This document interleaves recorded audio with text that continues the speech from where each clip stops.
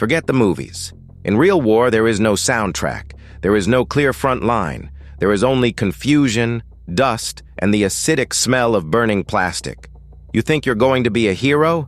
You're going to be a statistic. The first 7 days are the great filter. This is when the weak, the loud, and the brave die first. The grid will fail within hours. The water pressure drops to 0 as pumps lose power. Sewage backs up. Your phone is worse than useless. It's a tracking beacon screaming your coordinates to artillery algorithms. Stop looking for a savior. The government isn't coming. They are shredding documents and fleeing. The police have abandoned their posts to protect their own families. You are soft flesh in a steel meat grinder. Your house is a coffin. Your car is a trap. The only rule that matters right now is simple. Invisibility is life. Be small. Be quiet. Trust absolutely no one. Panic is a contagion, and your neighbors are already infected. If you want to survive the slaughter that's coming, hit like and subscribe. Most won't make it to the end of this video, let alone the week. Will you? Back to the rules. The adrenaline of the first bombings has faded. Now comes the slow, grinding misery of biology. Your body is a machine that is rapidly running out of fuel, and the environment has turned into a weapon designed to dismantle you. You think you need food? Wrong. You can starve for 3 weeks and live. You will die of thirst in 3 days. But in a war zone, drinking is Russian roulette with a fully loaded cylinder. Municipal water isn't just stopped, it's contaminated. When the power grid died, the pressure dropped, creating a vacuum that sucked sewage and groundwater into the main pipes. That tap water isn't life. It's a cocktail of E. coli, cholera, and industrial runoff. One mouthful of untreated water introduces Giardia to your gut. It doesn't kill you instantly. It waits. It incubates. Then, you spend your final hours vomiting your own essential fluids, effectively mummifying yourself while you are still awake. Your blood thickens into sludge, your heart strains to pump the sludge, and you die in a pile of your own filth. So you scavenge. You find bottled water. Great. So did everyone else. The stores were stripped in hour 4. Now, water sources are kill zones. Snipers know you need to drink. They watch the public fountains and the riverbanks. They wait for your desperation to override your tactical sense. If you aren't filtering and boiling water you found in a toilet tank or a radiator, you are dead. But boiling water presents the next lethal paradox. Fire. You are cold. The windows are blown out, and the heating is dead. Your instinct screams for warmth. You want to light a fire, maybe just a small candle to cook your beans or warm your hands. Do it, and you seal your fate. Modern warfare isn't fought with eyes. It's fought with sensors. Thermal imaging optics can detect heat differentials of less than a single degree from miles away. You crave warmth, but in modern war, hypothermia takes days to kill you. A thermal-guided mortar takes seconds. To a drone operator loitering at 5,000 feet, your small campfire glows like a supernova against the cold concrete of the city. Even the flare of a lighter is visible to night vision devices. If you are cooking food, the smell travels. The scent of heating meat in a starving city is a dinner bell for every desperate predator within 3 blocks. You eat cold rations. You stay cold. You shiver in the dark because shivering creates body heat, and body heat kept inside a blanket is the only safe warmth you have left. Then there is your shelter. Your home is no longer your castle. It is a trap. Stay away from the windows. In a blast, glass shatters and travels at Mach 1. It doesn't just cut.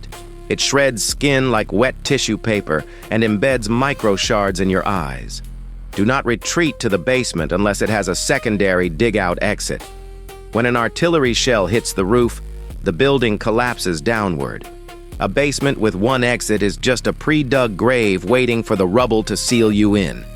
You will suffocate in the dark, listening to the muffled sounds of the war continuing without you. Hygiene is the silent killer. The trash trucks aren't coming. The sewers are backed up. The rats are breeding. In a week, a simple blister from your boots or a cut from a jagged tin can isn't an annoyance. It's a necrosis event. Without antibiotics, Staphylococcus turns a scratch into sepsis. The infection enters your blood, your organs shut down one by one, and you rot from the inside out. Comfort is a memory. Your new reality is cold, hard, and sharp. Safety is an illusion that gets you killed faster than a bullet. You are worried about bombs. You should be worried about the teacher down the street. The most dangerous variable in the first 7 days of war isn't high explosives. It is the human animal stripped of the social contract. Evolution has hardwired us to survive at any cost, and civilization is just a thin coat of paint over millions of years of predatory instinct. When the food stops coming, the paint peels off. Common survival wisdom tells you to build a community. In the first week, this is suicide. A group is loud. A group requires calories you don't have. A group attracts attention. In the chaos of the initial invasion, large groups are perceived as threats by occupying forces and as resource caches by criminal gangs. If you gather 20 people in a basement, you haven't built a fortress. You've built a target. You have created a concentration of resources that is worth the ammunition cost to raid. Your neighbors are not your friends right now. They are competitors. That nice old man who waves at you, he has grandchildren. If he has to choose between watching them starve or smashing your skull in with a brick to take your canned peas, he won't even hesitate. Starvation and dehydration alter neurochemistry. They degrade the prefrontal cortex, the part of the brain responsible for morality and impulse control. You aren't dealing with rational actors anymore. You are dealing with desperate biological organisms operating on lizard brain dominance hierarchies. Trust is a currency you cannot afford to spend. A stranger asking for help is the oldest ambush tactic in human history. A crying child on the street might be a decoy for the 3 men waiting in the alley. It sounds heartless. It is. But if you stop to help, you expose your position, you lower your weapon, and you present your back. You must numb yourself. Compassion in a war zone is not a virtue. It is a tactical error that leads to your execution. Your empathy is a biological flaw that your enemy will exploit to gut you. You must master the psychology of the victim. Predators look for weakness. If you walk with your head down, shuffling, looking terrified, you trigger the aggression instinct in violent men. You look like prey. But if you walk around in full tactical gear, carrying a rifle like a soldier, you trigger a different instinct. Threat elimination. You will be shot by the first nervous conscript or sniper who sees you. You need to be the gray man. Unremarkable. Boring. A ghost. You want to look like you have nothing worth taking and are too much trouble to kill. Silence is your religion. In a city without traffic, sound travels with terrifying clarity. The rip of Velcro opening a pocket can be heard from 50 meters away. The crunch of broken glass under a boot echoes off concrete walls. You need to learn how to move without shifting your center of gravity, how to breathe through your nose to avoid panting. You must enforce silence on everyone with you. A crying baby or a barking dog is a beacon. In the brutal calculus of survival, you may have to make impossible choices about who you can keep close. And then there is the enemy inside your own skull. The psychological toll of constant adrenaline is toxic. Your body dumps cortisol into your bloodstream, keeping you in a state of fight or flight. After 48 hours without sleep, you will start to hallucinate. Paranoia sets in. You will hear footsteps that aren't there. You will see movement in the shadows. This degradation of the mind is why lone wolves die.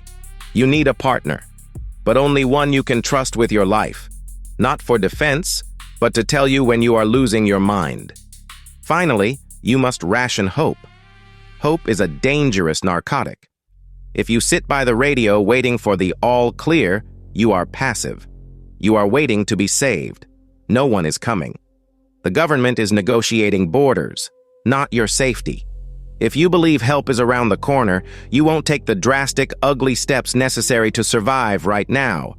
You will hesitate to eat the rat, You will hesitate to sleep in the sewer. And that hesitation will be the end of you.